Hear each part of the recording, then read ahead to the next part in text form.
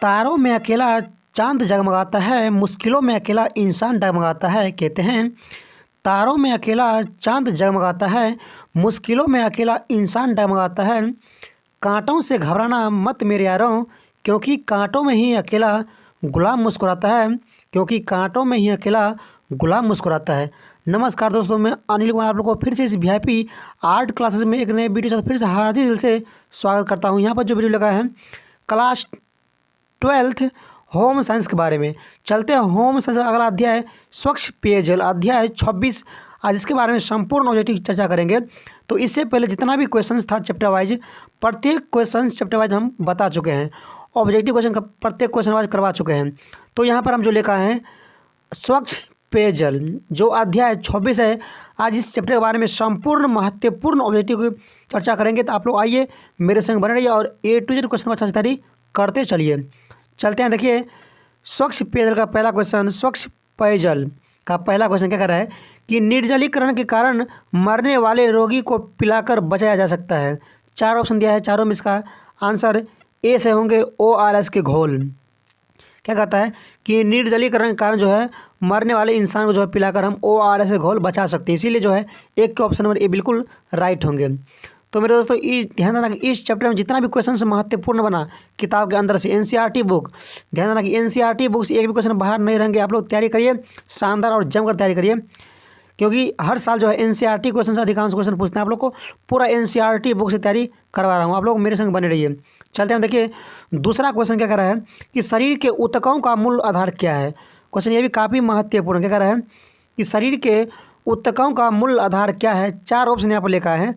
पहला कह रहा क्या, सोडियम होगा, बी कह रहा क्या जल होगा, सी कह रहा क्या वसा होगा, डी कह रहा क्या क्लोराइड होगा। तो ध्यान देना इसका आंसर क्या होगा, ऑप्शन नंबर बी जल होगा। तो इसीलिए दो ऑप्शन नंबर बी बिल्कुल राइट, बिल्कुल सही होंगे। चलते हैं अगला क्वेश्चन, देखिए 3 नंबर की ओर। क्वेश्चन काफ़ी महत्वपूर्ण कह रहा क्या, प्लास्टिक द्वारा मुख्यतः किस प्रकार का प्रदूषण होता है। क्वेश्चन कह रहा क्या, प्लास्टिक द्वारा जो है मुख्यतः किस प्रकार का प्रदूषण होता है।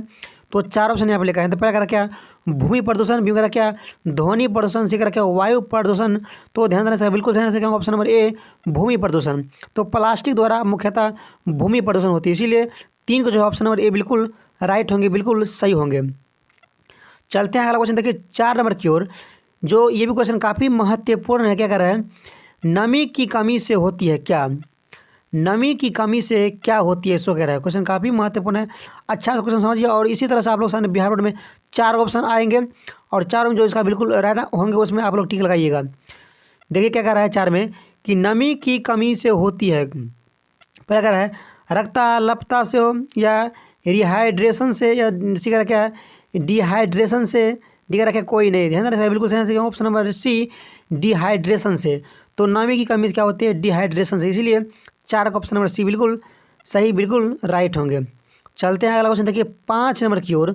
जो क्या कह रहा है, नगरों में पानी प्राप्त करने का स्रोत क्या है। क्या क्वेश्चन कह रहा है क्या कि नगरों में जो है पानी प्राप्त करने का स्रोत क्या है, इसको कह रहा है। तो 4 ऑप्शन यहाँ पर लिखा है। तो पहला कह रहा है कुआँ होगा, बी कह रहा क्या वाटर वर्कस होगा, सी कह रहा क्या हैंडपम्प होगा।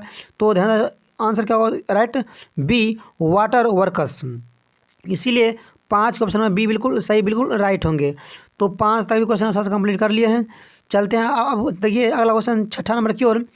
जो ये भी क्वेश्चन काफ़ी महत्वपूर्ण है। क्या कह रहा है 6 नंबर में कि स्वच्छ जल होता है। क्वेश्चन कह रहा क्या, स्वच्छ जल होता है किस आकार का होता है, किस रंग का होता है, सो कह रहा आपसे। ये क्वेश्चन आपको पिछले साल ठीक है ना पूछने था, इसलिए आप लोग अच्छा से तैयारी कर लीजिए। कह रहा क्या, स्वच्छ जल होता है, पहला कह रहा ऑप्शन में रंगहीन, बी कह रहा क्या गंधहीन, सी कह रहा क्या कीटाणु रहित, और यहाँ पर ऑप्शन नंबर डी कह रहा क्या इनमें से सभी।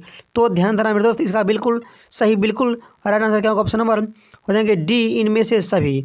तो स्वच्छ जल जो होते हैं रंगहीन भी होती है, गंधहीन होते हैं, कीटाणु रहित होती है, इसीलिए ऑप्शन नंबर डी बिल्कुल राइट होंगे। चलते हैं अगला क्वेश्चन, देखिए 7 नंबर की ओर। क्वेश्चन काफ़ी महत्वपूर्ण है। कह रहा क्या है, जल का रासायनिक सूत्र क्या होता है। क्वेश्चन को अच्छा से तैयारी कर लीजिए, साइंस का क्वेश्चन है। क्या कह रहा है कि जल का जो है रासायनिक सूत्र क्या होता है। तो पहला कह रहा है H2O, भी कह रहा क्या है HO। तो ध्यान से बिल्कुल सही क्या होगा, ऑप्शन नंबर बी H2O। तो जल का रासायनिक सूत्र H2O होता है, इसीलिए 7 का ऑप्शन नंबर बी बिल्कुल सही हो जाएंगे, बिल्कुल राइट हो जाएंगे। चलते हैं अब अगला क्वेश्चन, देखिए 8 नंबर की ओर। ये भी क्वेश्चन काफ़ी महत्वपूर्ण है मेरे दोस्त, अच्छा से तैयारी करिए और ये टू जेड क्वेश्चन को दिमाग में बैठाते चलिए। कह रहा क्या 8 में कि इनमें से वायु प्रदूषण के कारण होता है, क्या होता है इसको कह रहा है आपसे, क्या कह रहा है कि इनमें से जो है वायु प्रदूषण के कारण होता है क्या। पहला कह रहा है फेफड़े का कैंसर होता है, या बी कह रहा है क्या उल्टी होता है, समझे कि नहीं। और यहाँ पर ऑप्शन नंबर सी कह रहा है क्या, देखिए आँखों में जलन होती है, या डी कह रहा है क्या इनमें से सभी। ध्यान देना इसका बिल्कुल सही आंसर क्या है, ऑप्शन नंबर ए फेफड़ों में कैंसर है कि नहीं। खराब धुआं मेरे शरीर के अंदर जगह तो फेफड़ा में अधिकांश कैंसर हो जाए, इसीलिए 8 का ऑप्शन नंबर ए बिल्कुल राइट होंगे। चलते हैं अगला क्वेश्चन, देखिए 9 नंबर क्या कह रहा है, इनमें से किस पर रेडियोधर्मी प्रदूषण का प्रभाव पड़ता है। क्वेश्चन कह रहा है क्या, इनमें से जो है किस पर रेडियोधर्मी प्रदूषण का प्रभाव पड़ता है। तो 4 ऑप्शन यहाँ पर लिखा है। तो पहला कह रहा है मनुष्य, बी कह रहा है जीव जंतु, सी कह रहा है वनस्पति, तो डी कह रहा है इनमें से सभी।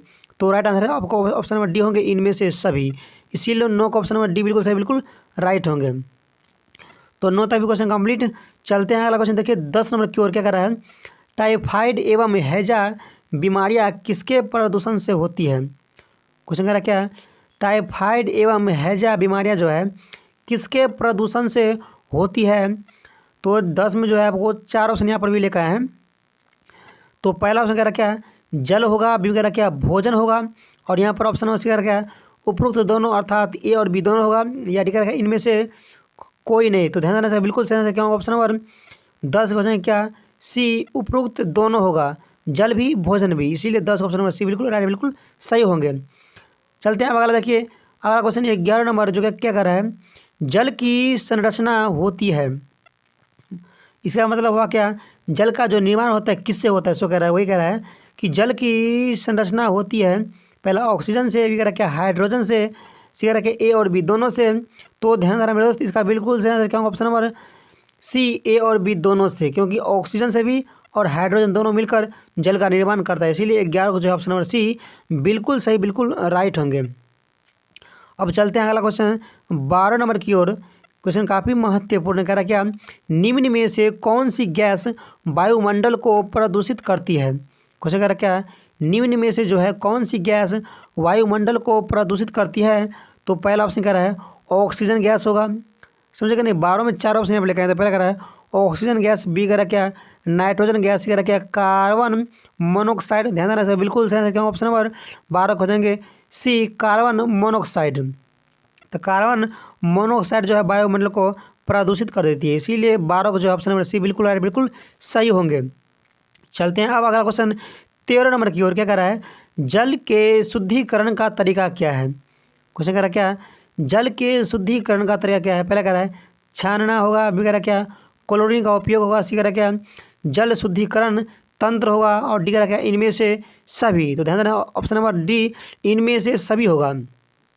13 का ऑप्शन नंबर डी बिल्कुल सही, बिल्कुल राइट होंगे। तो 13 तक क्वेश्चन कंप्लीट। अब चलते हैं अगला क्वेश्चन 14 नंबर की ओर, जो काफ़ी महत्वपूर्ण है। क्या साल ने लगातार इस क्वेश्चन को रिपीट करता है। कह रहा क्या स्वच्छता के किस कार्य के लिए जो है जल की अधिकतम आवश्यकता होती है। क्वेश्चन कह रहा क्या स्वच्छता के किस कार्य के लिए जो है जल की अधिकतम आवश्यकता होती है।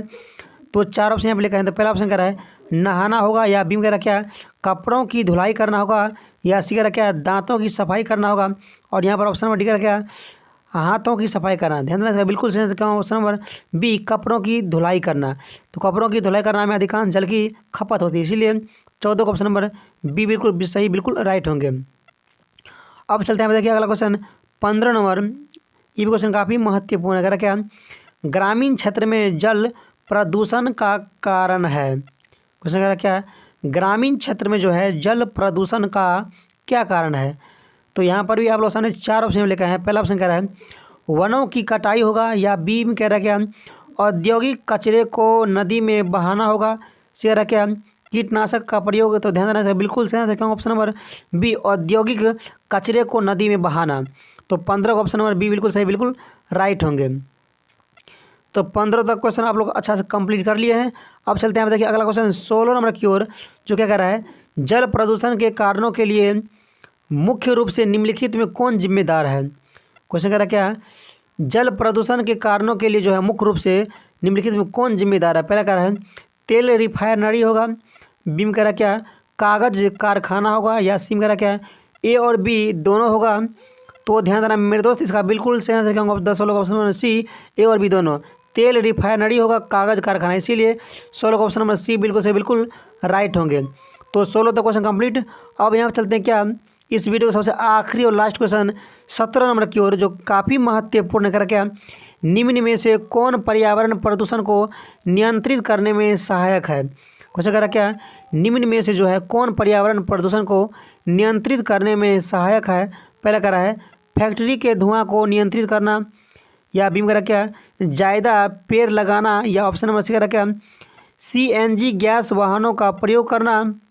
तो ध्यान देना चाहिए बिल्कुल सही आंसर क्या होगा? ऑप्शन नंबर डी, इनमें से सभी हो जाएंगे, इनमें से सभी। 17 का ऑप्शन नंबर डी बिल्कुल सही बिल्कुल राइट हो जाएंगे।